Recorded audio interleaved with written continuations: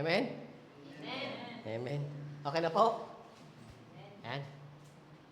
Live na, live na. So, isang mapagpalang araw pong muli sa ating lahat. At isang pagbati po ng araw ng mga puso. Happy Hearts Day. So, saan po ba tayo Saan po ba yung mga date natin kagabi? Supermarket. Ano ba? Naging na lang ba? Practical na lang Wala na mga fancy restaurants or kumbaga na lang, practical. Saan nga tayo nag-day kagabi? Isa? Only in Bisahara. Only in Bisahara. So, muli po isang magpagpalang araw sa ating lahat at Happy Hearts Day. So, today po ang ating pong preaching is about still about love, but this time it's more on application of yung love natin sa isa't isa, especially or specifically on the couples. I have learned a lot din sa atin pong pag-uusapan ating preachings for today. Kasi most of it is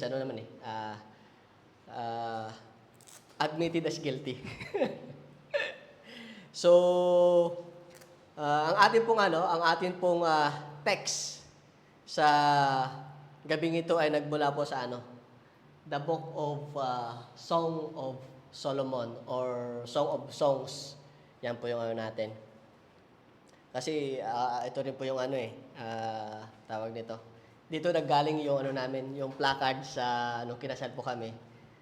Dito nanggaling sa sa Song of Solomon na to. Ano ngayon natin, Nakalimutan ko. Kumbaga, you finally found someone, yung theme. So, yan po yung natin, pag-uusapan. Chapter 8, verses 6 to 7. So, I'll be reading po in New King James Version. So, I invite everyone po to rise up and with reverence, let us read po yung salita ng Diyos. So, in verse 6, it says that, set me a seal upon your heart, as a seal upon your arm, for love is as strong as death. Jealousy is as cruel as the grave. Its flame are flames of fire, a most vehement flame. Many waters cannot quench love, nor can the floods drown it.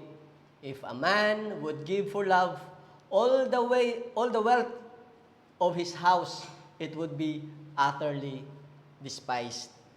Let us pray po. Hallelujah, Lord, Father God in heaven, Lord, we are here tonight, Panginoon. We are here gathered in this place, Panginoon, to hear your words, Panginoon, to receive your blessing, Lord, for today, to receive the message, Lord, that you have entrusted on us, Panginoon. Lord, I pray na kayo po, Lord, ang manguna sa amin, Panginoon.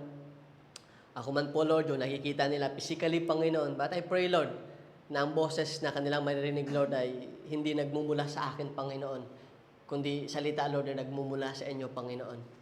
Lord, ako lamang po, Lord, ay inyong mensahero, Lord, sa araw na ito, Panginoon. Pero ang inyong pong salita, Lord, ang siyang tunay, Lord, na makakapagpabago ng puso, Lord, ng bawat isa, Panginoon.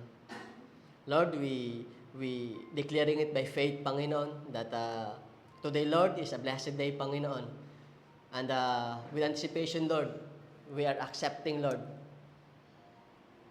the message that you have for us today, Panginoon. And Lord, we pray that from this moment, Lord, we will truly understand about love, Panginoon. Again, Lord, to you alone be glory, to you alone be thanksgiving, and you alone be lifted up. This is our prayer, Lord, with thanksgiving, in the mightiest name of our Lord Jesus Christ.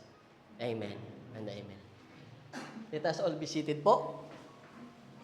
So, ang Title po ng ating preaching for tonight is A Kind of Love. A Kind of Love. Sino po yung familiar sa litratong yan? Sino po dito yung mga batang 90s? Sino po ba yung mga pumirma sa mga ano? Kuya, this is a slam book. In early 90s, mostly in my high school days, it is very popular because most of every student, they have this slam book. I don't know our youngsters now if meron sila mga ganyan. Kasi before, it will be given to each and every one, and you will fill up those informations, and you will sign it. And the most highlight of this is these questions. What is love? Yan, what is love? Dito, sa ano na to, galing kay James Matthew.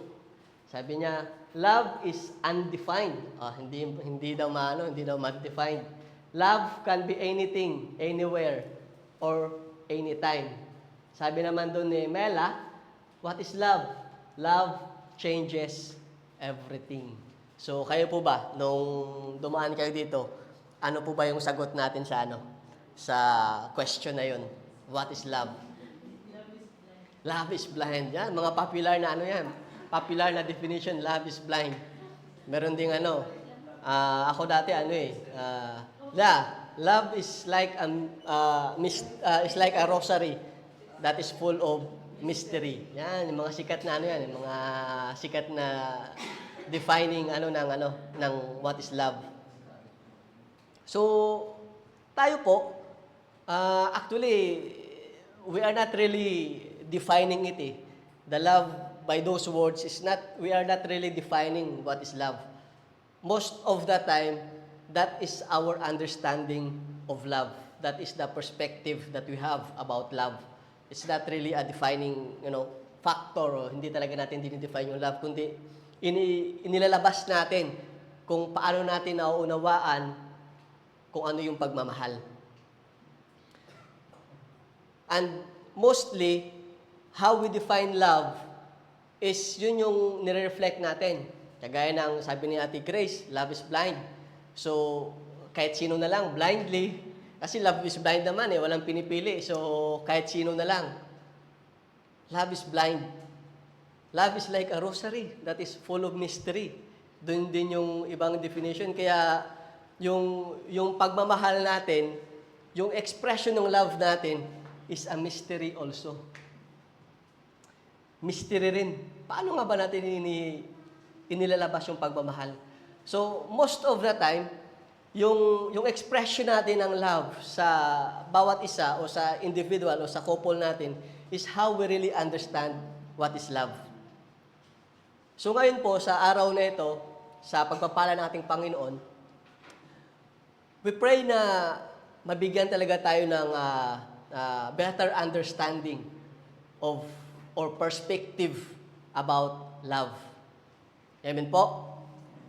So yung book of Song of Solomon, it is a poetic book that celebrates love.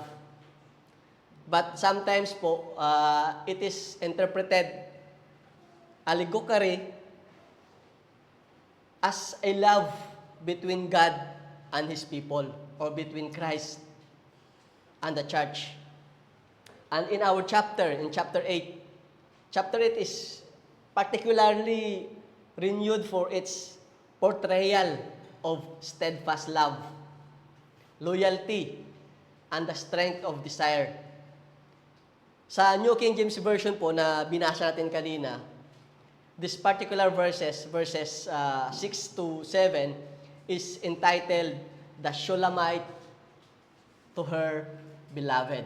Yan po yung niya. Kung makikita nyo po sa Bible po, meron po yung subtitle or title before the verse 6. Yung title po niya is The Shulamite to Her Beloved. Yung Shulamite po, ibig sabihin po is peaceful one or complete one. It is po, if you can imagine po, it is the young woman, radiant and full of life, gazes or tinitingnan yung kanyang beloved sa kanyang mata. Kung maipipicture out nyo po, parang kumbaga nakaganyan siya tapos nakalagay yung kamay niya sa, sa pisngi ba yun, ganyan? Tapos tinitingnan ng mata sa mata. Tapos ito yung sinasabi niya. She is full of she is full of emotion. And ito yung parang nire-recall niya the journey that they have, the journey that brought them to this moment, how their love blossomed amidst trials and tribulation. Kasi po sa previous chapter o sa previous verses, yung Shulamite po, yung young woman, parang hesitant pa siya to express his love. Sa verses na ito, ripe na yung kanyang nararamdaman sa kanyang beloved.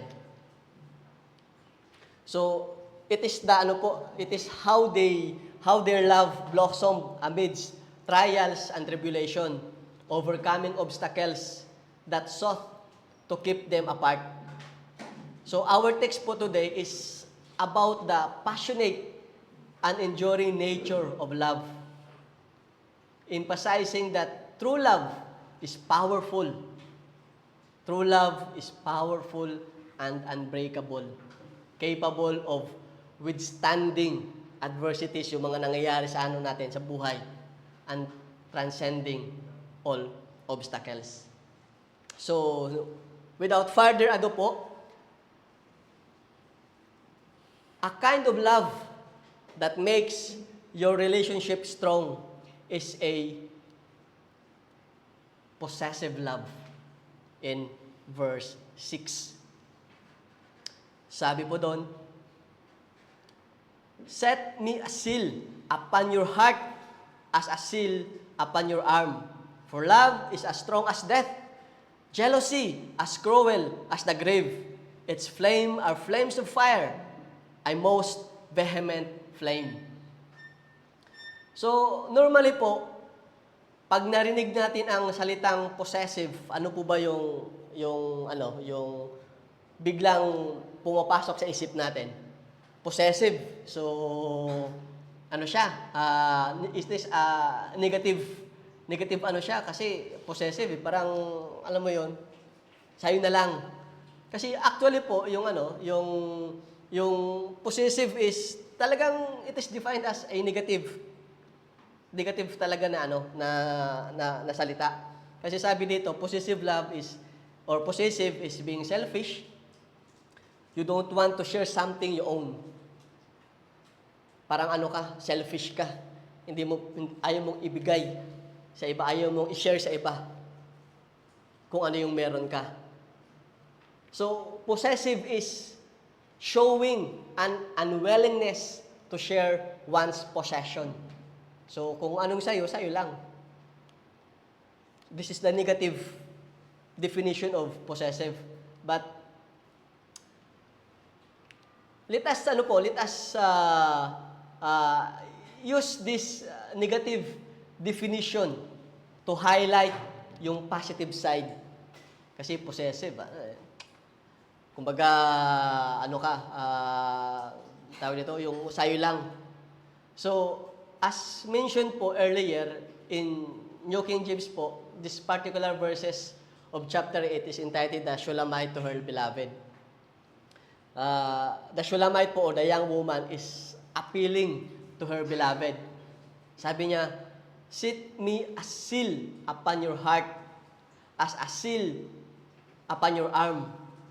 So, in ancient times o yung mga panahon na yon, seal po is signified ownership or possession. Once na may seal po, ibig sabihin, ito po yung pagmamay-ari mo. You own it. So, the young woman, the Shulamite, is asking or appealing to her beloved to come into her possession. That he would allow himself to be owned by her. Kumbaga, gusto niyang sa kanya lang yung kanyang beloved. That their love for each other would be permanent. You should consider each other as your own, your possession. Pagmamay-ari nyo ang bawat isa. So, yung ano po, sa most of the commentaries po, yung ano po, yung beloved na sinasabi dito, it is referring po to King Solomon. So, kumbaga, yung text natin is yung young woman, the Shulamite, she is appealing to King Solomon to be her possession. Possessive love means you are being selfish and you don't share your beloved to someone else. Husband and wife become one. You own each other. So, ibig sabihin po, sa pagsasama ng mag-asawa, possessive love has its positive side. Kasi if you are possessive to your husband or wife, ayaw mo siyang i-share sa iba. Gusto niyo po ba? Gusto niyo po bang i-share ang inyong husband, ang inyong wifey sa iba? Sa pagmamahal po ba na meron kayo, you want it to be shared?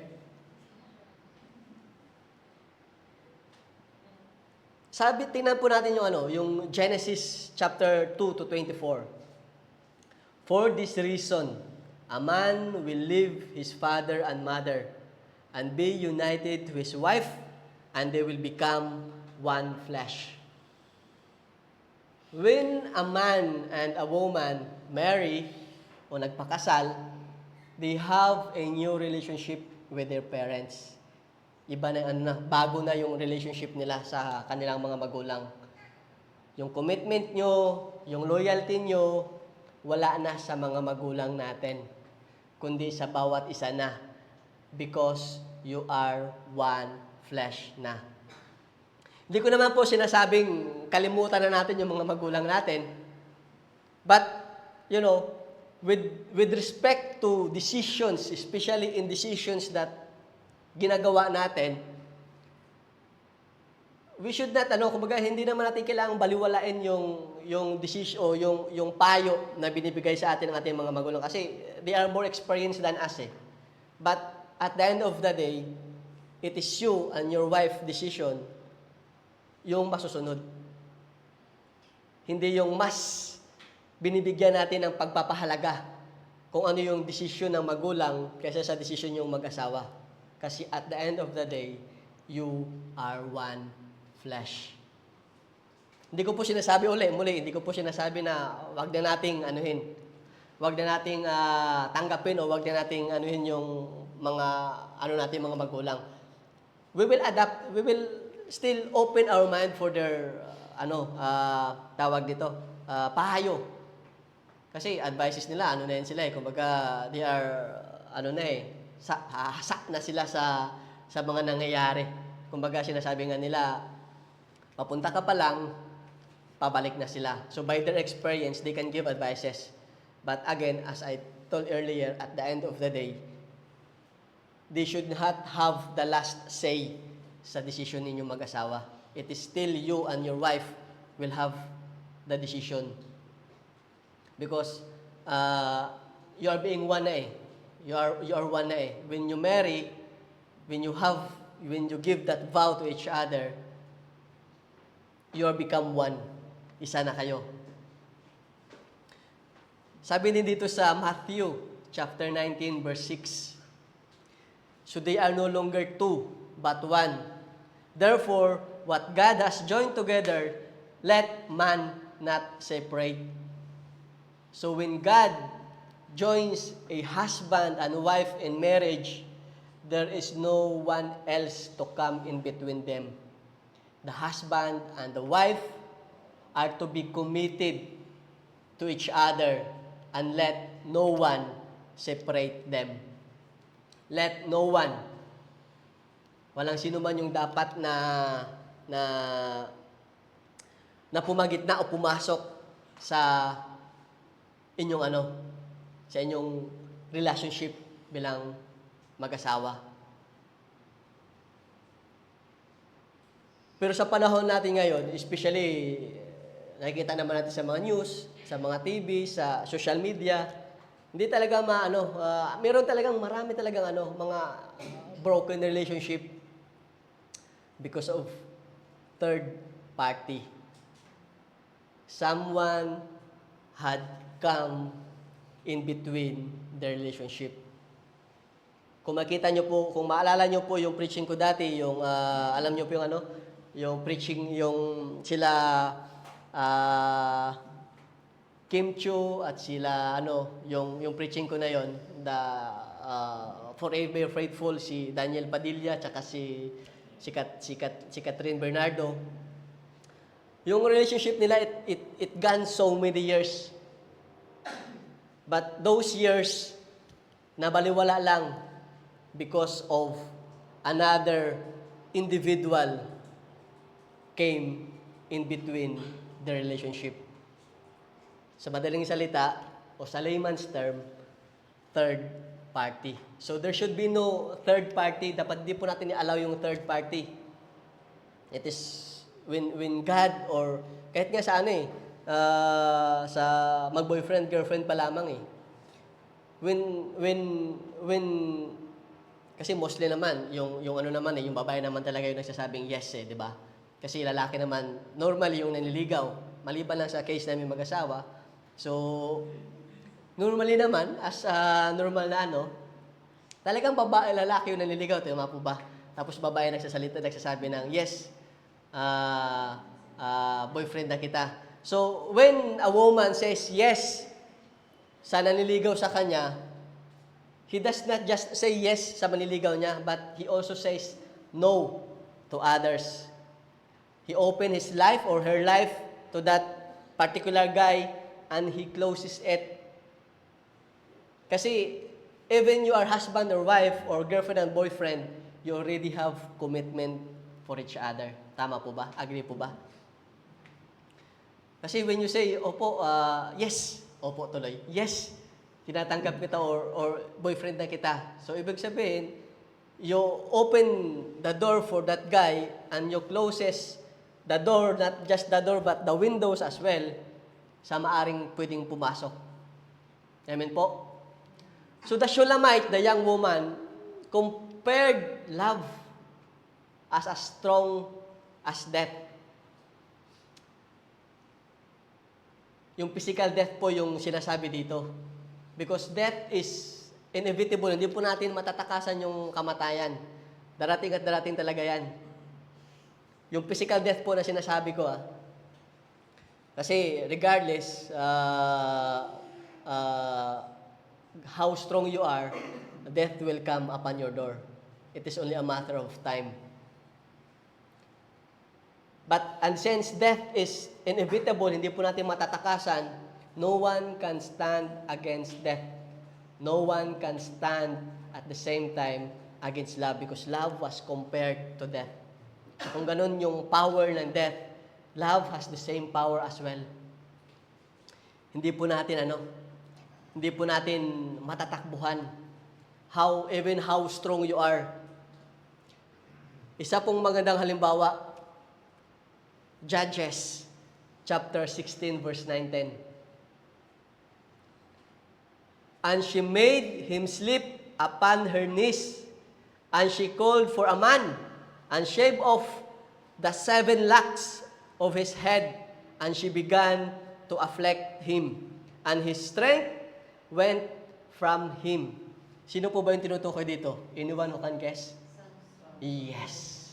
It is the story of the mighty Samson and sino yung isa? Sino yung babae? Yeah, di ba may kanta niyan? Delilah. Ayokong sirain yung moment. So, the mighty Samson, he is the strongest man ever lived. His extraordinary strength, which is attributed by, kasi there is a vow, kasi Samson made a vow to God na magkaroon siya ng ganung strength in a condition na hindi puputulin yung kanyang buhok. And that extraordinary strength, it ano po yung mga famous na patunay of that extraordinary strength is Samson killed a lion. Yung bare hand lang, yung binuka lang yung biruin mo yun, lion, the king of the jungle. Binuka lang yung bibig ng bare hand. Yan po makikita natin sa Judges 14:6. You will just write it down and read it po. The same time, that mighty strength of Samson single-handedly killed 1,000 Philistine. Ano po yung gamit niya? Jawbone of a donkey. Yung dito lang, of a donkey. And he killed 1,000 Philistines. Kalaban nila. So that's how powerful, mighty he is. Ano pa? Carrying the city gates. Sa sa Judges 16 verse 3, he uprooted the gates of the city of Gaza and carried them to a hill. Ganun po yung extraordinary strength ni Samson. Pero ano po yung nangyari? He fell in love. He fell in love. Na-in-love siya sa hindi tamang babae. Pinagbabawal na pag-ibig. At yung pag-ibig na yon, yan yung naging dahilan kung bakit yung vow niya sa ating Panginoon, his vow to God, had been broken. Tapos yun, dahil sa na siya, kumbaga nahulog na siya sa patibong ni Delilah kasi ginamit si Delilah as siya yung maging para kasi alam naman nila na kung saan nanggagaling yung lakas ni Samson.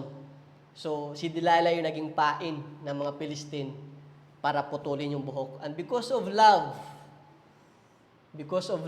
that comes or dumating sa puso ni Samson,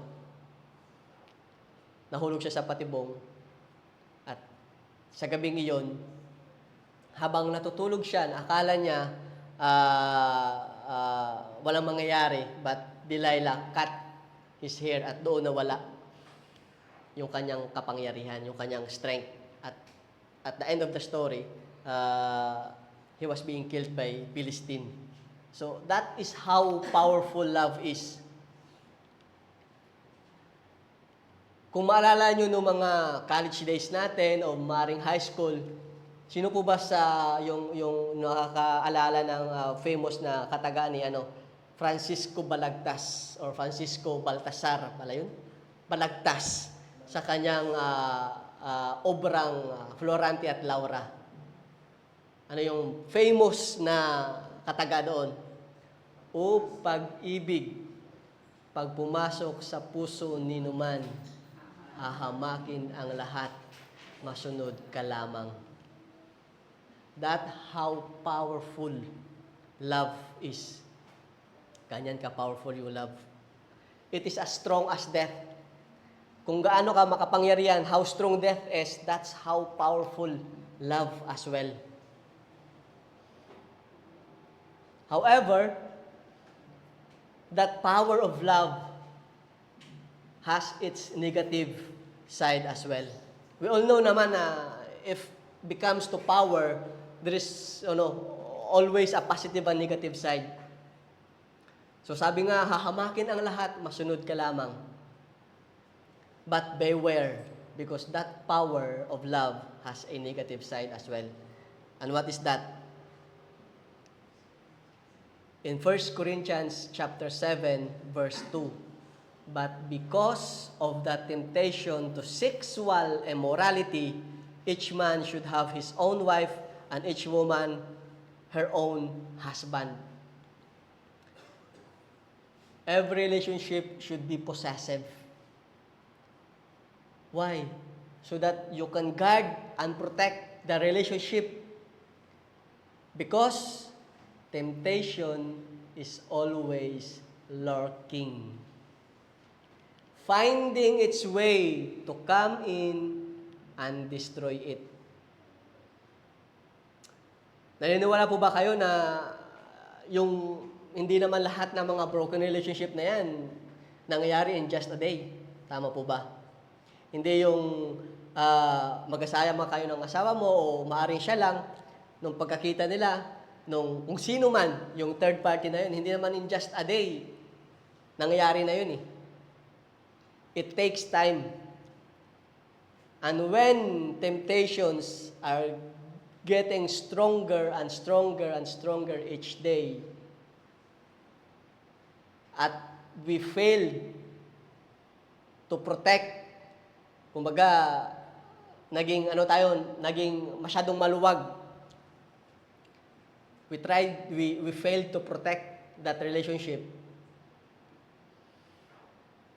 That temptation will overcome the relationship. At of course, at the end, give in sa temptation. And siyempre, nakapasok na si third party. Amen po.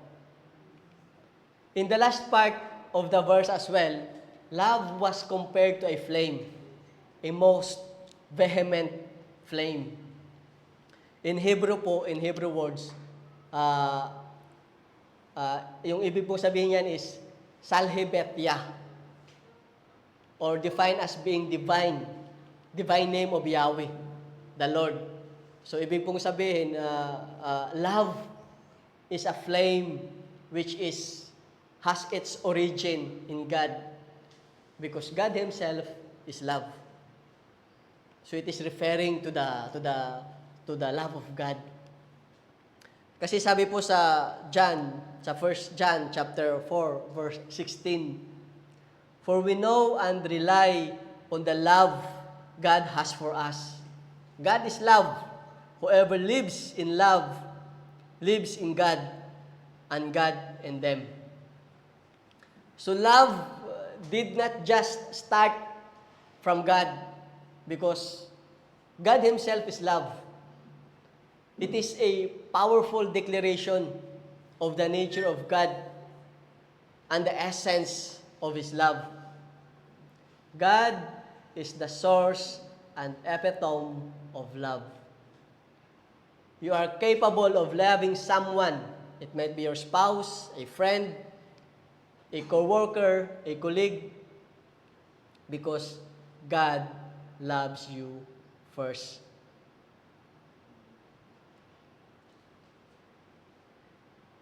Sabi po sa Revelation chapter 19 verse 7 to 8, let us be glad and rejoice and give honor to Him, for the marriage of the Lamb is come, and His wife hath made herself ready, and for her was granted that she should be arrayed in fine linen, clean and white, for the fine linen is the righteousness of saints.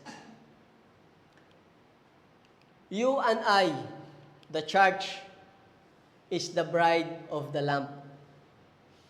The church is the bride of the Lamb. The bride of Christ. The marriage of the Lamb po sa verse na yan, it represents the union between Christ and the church, which is often described as symbolically as the bride of Christ. So tayo po, as a church, we are the bride, and the groom po is Christ. So, it is used throughout the New Testament to illustrate to illustrate the intimate and relational nature of the connection between Jesus and His followers. It also conveys the idea of a profound and enduring love between Christ and His people. So tayo po yung bride, at si Christ po yung groom. Sabi po sa thank you po.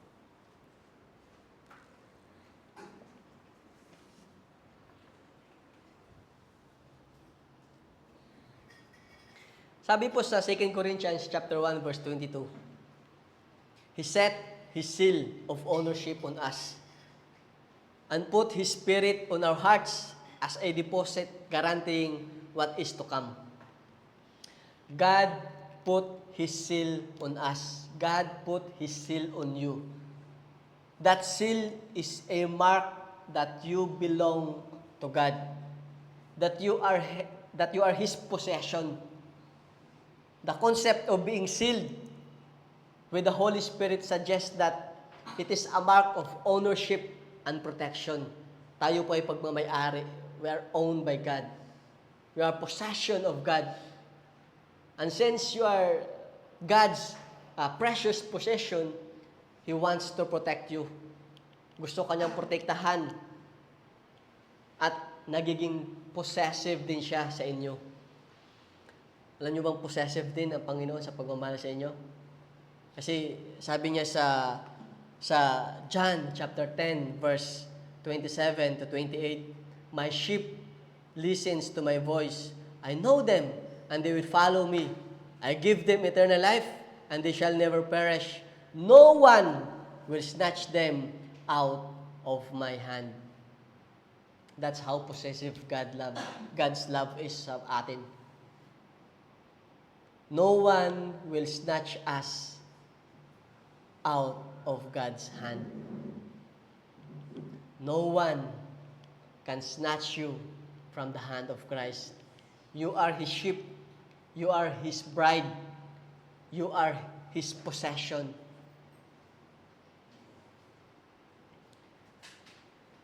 So husband and wife, be possessive in your love to each other. Let no one come in between your relationship. When you said, "Yes, I do," nung tinanong ka, nung tinanggap mo ba ang lalaking ito o ang babaeng ito na maging kabiyak, 'di ba, sa harap ng altar o sa harap ng officiating yung nagkakasal sa inyo, tinanong kayo kung tinatanggap mo ba ang babae o ang lalaking ito bilang kabiyak. Sabi mo, "Yes, I do." Hindi mo naman sinabing, siguro, maybe, o di kaya, pag-iisipan ko pa. Di ba? You firmly says that, "Yes, I do." But it just not that, hindi lang naman yung sinabi mo. Hindi mo lang naman sinabi na, "Yes, I do." You also said, "No, I won't," to anyone else. In other words po, your choice has been made. You already made a choice. Your choice has been made. Your heart has been locked. And your spouse is the only one who knows the key. Wala po dapat na duplicate key. Dapat isa lang. Yung puso nyo, yung relationship nyo, nakalock na yan. At dapat isa lang yung key. Wala dapat duplicate. Amen po? Because you should not allow anyone to come in your relationship. Amen? Amen. A kind of love that makes your relationship strong is a first, possessive love. A kind of love that makes your relationship strong, second, is a persevering love. Sabi po sa verse 7 is, "Many waters cannot quench love, nor can the floods drown it. If a man would give for love all the wealth of his house, it would be utterly despised." Persevering means, ano po ba yung persevering? Persevering means having the quality of continuing to make an effort to do or achieve something even when this is difficult to take for a long, or takes a long time. Yan po yung persevering.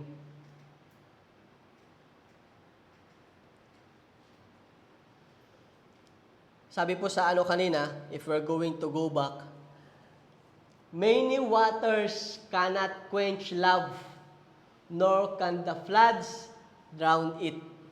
Yan yung sabi ng salita ng Diyos. Waters and flood symbolizes hardships and trials. Difficulties will test love. Yung difficulties po na darating, it will be the one who will test love. Hindi kayang patayin o pawiin ng tubig ang nagliliyab na pagmamahalan. At kahit ang baha ay hindi ito kayang lunurin. Yan yung sabi ng verse kanina. Many waters cannot quench love, nor can the flood drowns it. A young woman expressing her love, her persevering love to her beloved. Sabi po sa Genesis chapter 24 verse 67, and Isaac brought her into his mother Sarah's tent and took Rebekah as she became his wife, and he loved her, and Isaac was comforted after his mother's death. Isaac has been in pain at that time kasi namatay po yung kanyang nanay na si Sarah.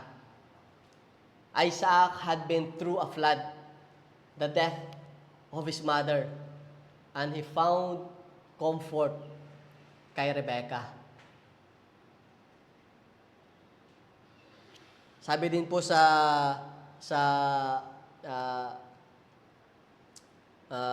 Genesis chapter 29 verse 20,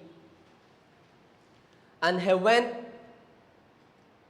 in also unto Rachel, and he loved also Rachel more than Leah, and served with him yet 7 other years. In order po for Jacob to get Rachel, he had to work for Laban for 14 long years.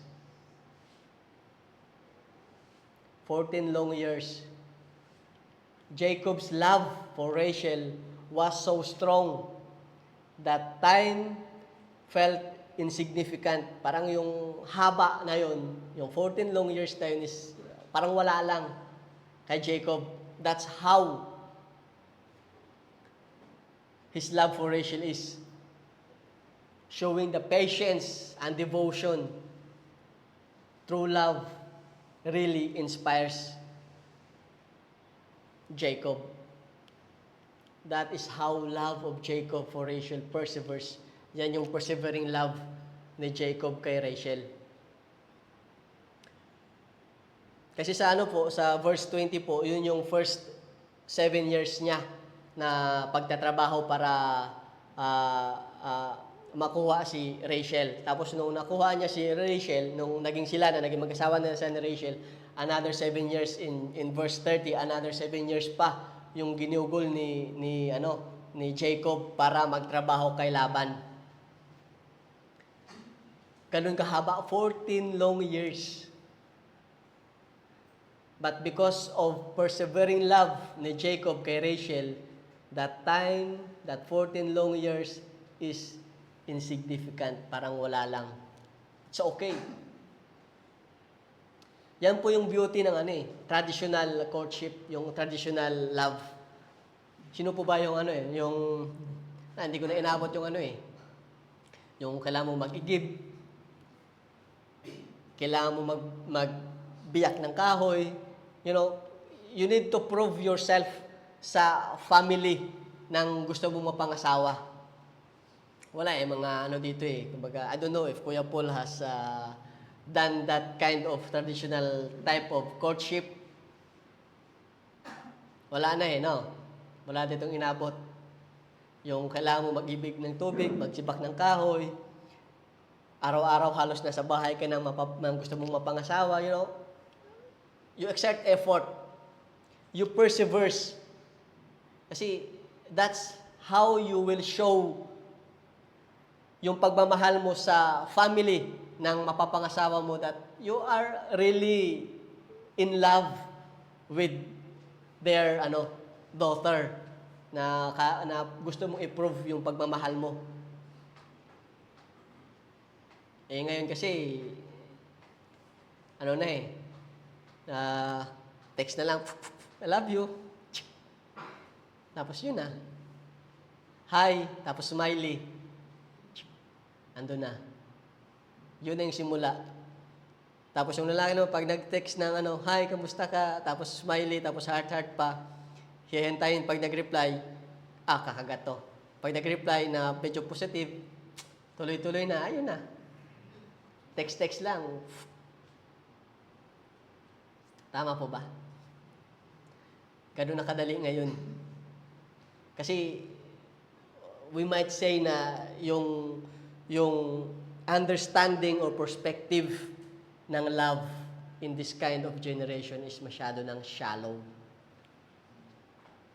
Mababaw na lang. Kasi masyado ng malawak yung yung definition ng love sa panahon ngayon Amen po? Sabi po sa Romans chapter 1 verses 22 to 23, for although they knew God, they did not honor Him as God or give thanks to Him, but they become futile in their thinking, and their foolish hearts were darkened. Claiming to be wise, they became fools and exchanged the glory of the immortal God for the images resembling mortal man and birds and animals and creeping things. Kahit na gaano kamakasalanan ang tao, kahit ilang beses suwayin at talikuran ang Diyos, still the love of God towards us perseveres. Hindi pa rin nawawala. God's love always perseveres. Kahit ilang beses natin siyang talikuran. Ganun yung pagmamahal ng Diyos sa atin. Sabi din po sa Romans chapter 8 verses 38 to 39. For I am persuaded that neither death, nor life, nor angels, nor principalities, nor powers, nor things present, nor things to come, nor height, nor depth, nor any other created things that shall be able to separate us from the love of God, which is in Christ Jesus our Lord. This verse po, it proves that God really perseveres. Yung love ng Panginoon talagang nagpe-persevere sa atin. Kasi it is a reminder for us that nothing can separate us from the love of God. No matter how bad you are, no matter how bad you became, no matter how many times you hurt God, God's love for you will never ever change. Hindi pa rin po nagbabago ang pagmamahal ng Diyos sa bawat isa. Just as your faith, yung pagmamahal nyo rin po bilang mag-asawa, bilang anak at magulang, bilang magkaibigan, ay dadaan din sa pagsubok. Susubukin din po ang pagmamahal. Sabi po sa 1 Corinthians chapter 13 verse 4 to 7, love is patient, love is kind, it does not envy, it does not boast, it is not proud, it does not dishonor others, it is not self-seeking, it is not easily angered, it keeps no record of wrongs. Love does not delight in evil, but rejoices with the truth. It always protects, always trusts, always hopes, always perseveres. Love doesn't quit or give up. Ang pagmamahal po, hindi yan sumusuko. Love lasts. This kind of love, yung nakikita nyo po, this should be the understanding. Kung ito lang yung understanding ng ng pagmamahal. If this is the perspective of love sa panahon ngayon, I don't think so yung mga binanggit ko dati, yung mga unbroken relationship na umabot ng 12 years, they will not end up if they have this kind of perspective about love. Because this kind of love is not a fleeting romance or fading feeling. Hindi ito yung yung fleeting romance, yung ngayon sumisiklab. Bukas habang tumatagal yung panahon, nadidiminish yung nag-fade yung love. This is not the kind of love na design sa atin ng Panginoon. Because the love that we have or the love that we receive from God perseveres. Hanggang sa panahon natin ngayon, God's love never change. Ganun din dapat yung pagmamahal natin. It is not just a fleeting romance or fading feeling. Instead, the love that we should have, a love that always perseveres.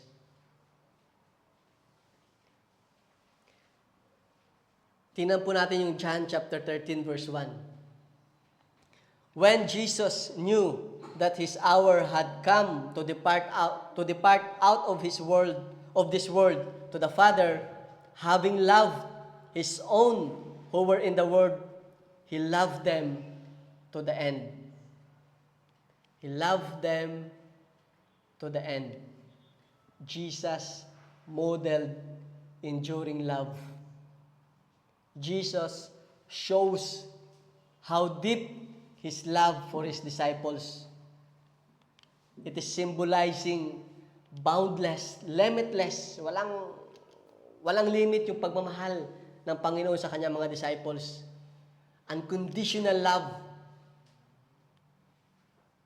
Yung praise po, the highlight of this praise is, He loved them to the end. It is emphasizing the enduring nature of Jesus' love. Even in the face of impending suffering and death, kahit na malapit na siyang nasa harap na siya ng kamatayan. This love serves as a model for how believers should love one another and stay committed po even in difficult times. Until the end. This is what persevering love means. Until the end. The love that you have for your wife, for your husband, for your children, for your mother and father, for your family, even for your friends and colleagues, it will be tested by trials, hardships, and difficulties. But true love perseveres. Persevering love binds. Siya yung nagbabind. Persevering love binds the couple when facing difficulties and hardship. Persevering love is that love that says, I will be there for better and for worse, for richer or for poorer, in sickness and in health, to love and to cherish till death do us part. Nung tumayo sa harapan ng Panginoon and we utter that vow, it is not just a traditional vow. It is a commitment. So you should love each other till death do us part. Kasi yung for better or for worse, for richer or for poorer, in sickness and in health, yan po yung mga sitwasyon na maaring pagdaanan natin.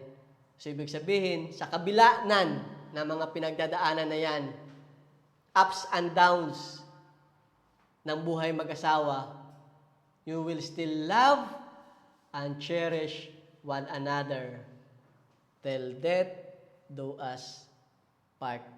Amen po? Amen.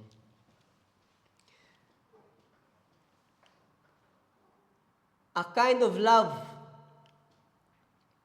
that makes your relationship strong is a possessive love. A kind of love that makes your relationship strong is a persevering love. A kind of love that makes your relationship strong is a priceless love. In verse 7. Sabi po doon, many waters cannot quench love, nor can the floods drown it. If a man would give for love all the wealth of his house, it would be utterly despised. Yan po yung If a man would give for love all the wealth of his house, it would be utterly despised. If a man came and offered you all the money that he had for love, that man would be utterly despised, because love is so precious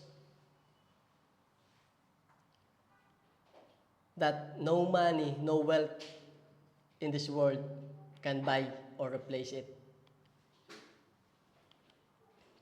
Sabi po sa 1 Peter chapter 3 verse 7, husbands, ito po yung mensahe para sa mga kalalakihan. Husbands, likewise, dwell with them with understanding. Dwell with them with understanding, giving honor to the wife as to the weaker vessel, and as being heirs together of the grace of life, that your prayers may not be hindered. So talagang ina-emphasize, dwell with them with understanding. We need to be understanding daw, mga kalalakihan. Tama po ba? Kailangan po ba natin maging understanding? Do we really need to possess that kind of character for our wife? Do we need to be understanding? Kasi sabi dito, husband, this is sa mga kalalakihan Dwell with your wife with understanding, giving honor to them. The word honor in Greek literally means price or value. Peter is reminding husbands to treat their wives as valuable. Treat their wife as the most prized thing you own. Because your wife is valuable and priceless. Pintig yung tenga ng mga kababaihan. You are a valuable and priceless possession of a man. Kaya yung mga kalalakihan, be understanding. Amen po? Amen. Sumang-ayon sila. Walang anumang yaman sa mundo na kayang palitan o bilhin ang pagmamahal. This is how your love to your partner should be. Hindi kayang tibagin ng anumang yaman sa mundo. But we need to face the truth na talagang hindi ito lahat applicable sa lahat. And let me show you this person, this guy. Siya po ay isang contestant sa Wawawin. Tama po ba? Kilala ni Kuya Ebal. Meron ba? Ito pa. So ito po isa po siyang contestant sa Wawawin. Iniwan po siya ng kanyang OFW na asawa. Dahil sa pangarap nilang umahon sa buhay, pinayagan niya pong mangibang bansa ang kanyang asawa. Pero yun pala ang magiging dahilan ng pagkasira ng kanilang pamilya. Because of their dreams. Kasi syempre, yung babae po is nakahanap o she finds comfort sa iba. Yung comfort na hinahanap niya, supposed to be sa pamilya niya. Hindi niya nakita, nahanap niya sa iba. Yung comfort, yung rangaya ng buhay. Iniwan niya. We don't want to judge. But we can see naman po even here sa UAE, we can see OFW, maraming OFW ang natatrap sa ganitong sitwasyon. Nakikipagsapalaran, nangarap para sa pamilya, but ends up destroying the very reason kung bakit sila ng ibang bansa. Because of comfort at yung status ng buhay. Family is by far the most precious thing we have in this life. Your spouse, your children, or your child,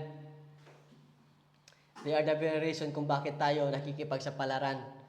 But when the comfort, the life that you dream about, nakita sa iba, nakakalimutan natin sila. Nakakalimutan natin kung ano yung rason kung bakit tayo andito. Kung bakit nakikipagsapalaran.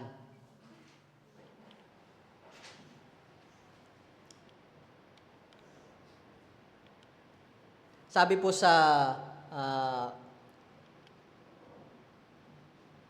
Ecclesiastes chapter 4 verses 9 to 10, two are better than one, because they have a good reward for their labor. For if they fall, one will lift up his companion. But woe to him who is alone when he falls, for he has no one to help him up. Lahat naman tayo gusto na mapaayos ang buhay. Tama po ba? Mapaayos ang pamilya. But it should be a joint effort. Dapat po sabay. Nagtutulungan. This verse highlights the support and companionship found in a strong romantic partnership. Husband and wife should support each other to reach that goal till the end. Don't let the dream of having a good life be the same reason that will destroy the family that you have built. Let us also reminded of this verse in Psalm chapter 36 verse 7. How priceless is your unfailing love, O God. People take refuge in the shadow of your wings. The joy of newborn brings to its mother yung priceless, 'di ba? Pag yung nanay kakapanganak lang, the emotion is priceless. As is the love of that mother for the child she holds. No amount of money could purchase those feeling, 'di ba? Walang, lalo na if it is your first child. Sa 9 months na dinala ng nanay sinapupunan, the moment na kahit na gaano pa kahirap yung pinagdaanan si Jackie yung normal na labor, even though yung mga dumaan sa CS kasi they still nagdaan pa rin sila ng hirap, although painless, but yung hirap na pinagdaanan in that 9 months, tapos yung unang iyak na narinig mo sa iyong anak, di ba? You will feel na parang wala lang yung hirap na pinagdaanan mo on those past few months, 9 months. And this is how the psalmist, yung nagsulat nito, views the unfailing love of God. It is priceless. Ganun na nararamdaman yung psalmist, yung pagmamahal ng Diyos. It is priceless. No amount of money would enable him to buy God's love. God's goodness, faithfulness, and unfailing love toward us are priceless. It is more precious than any kind of gold in this world. Sabi po sa isang quote, you can't buy love because when it's real, it's priceless. When love is real, no wealth can buy nor replace it. Amen po? Balikan natin ang slum book na yan. Yung definition ng love na yan.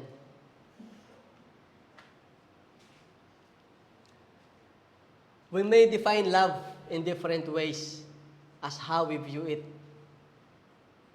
But let us be reminded again of 1 John chapter 4 verse 16. For we know that and rely on the love God has for us. God is love. Whoever lives in love lives in God and God in them. Love did not just start from God. Love is the very nature of God. And God demonstrates His love on us in Romans chapter 5 verse 8. God demonstrates His own love toward us.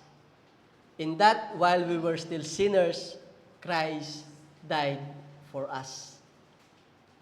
While we are enemy of God, while we are in the state of being enemy of God, God sent the darling of heaven, His most precious Son, our Lord Jesus Christ, to die for you and for me, so that you may have life for eternity. When Christ is the foundation of your love to your spouse, to your children, to your parents, friends, colleagues, it would be so strong that no matter what comes to shake it, it will not be shaken. No matter what circumstances comes to destroy it, it will not be destroyed. Rather, it will be more stronger. Amen po? Amen. So, a kind of love that makes your relationship strong is a possessive love. A kind of love that makes your relationship strong is a persevering love. A kind of love that makes your relationship strong is a priceless love. Amen? Hallelujah. Let us all stand.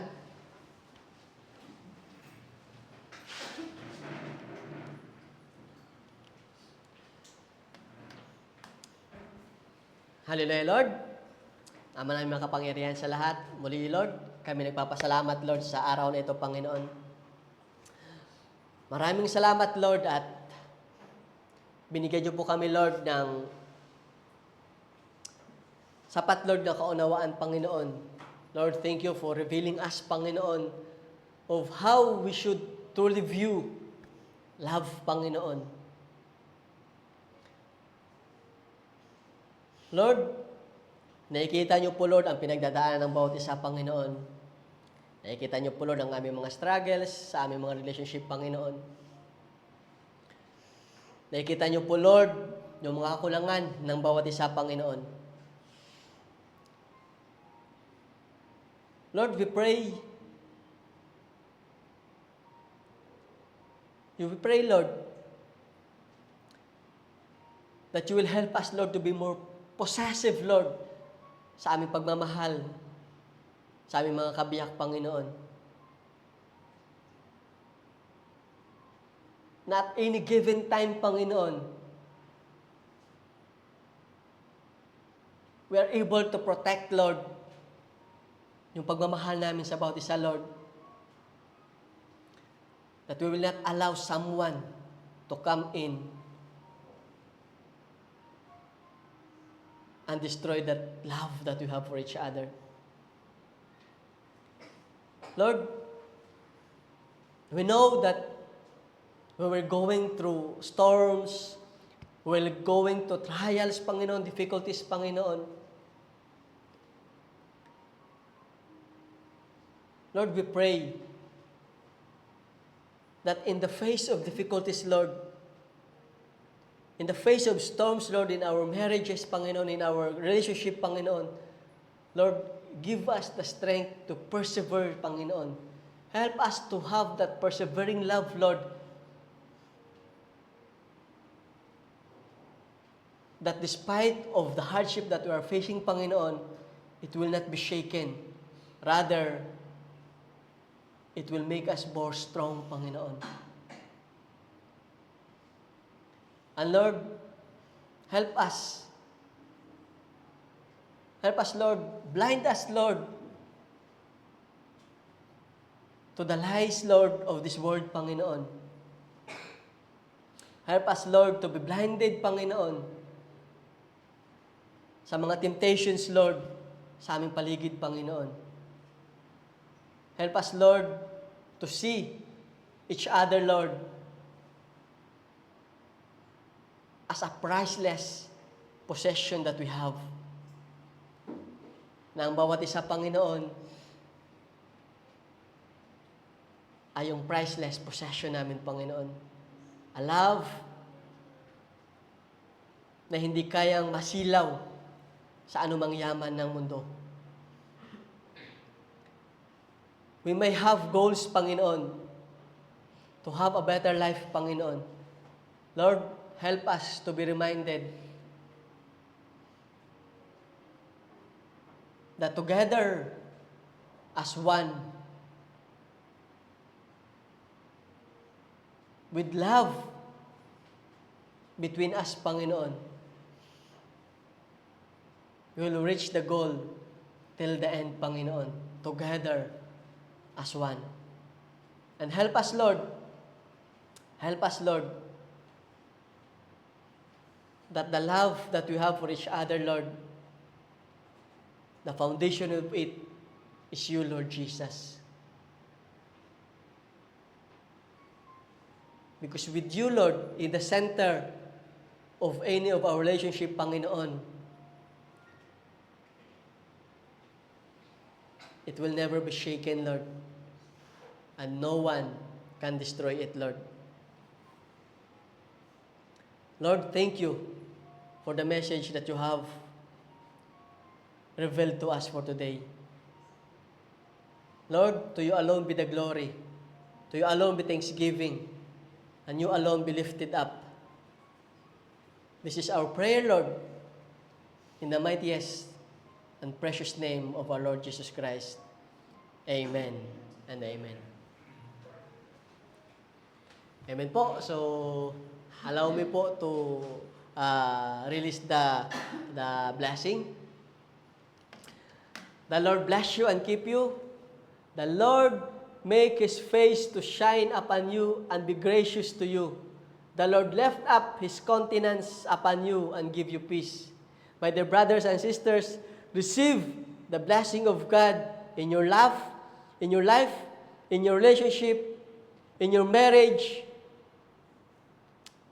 in your works, in your businesses, in your love for each other. This is our prayer in the mightiest name of our Lord Jesus Christ. Amen and amen. Again po, isang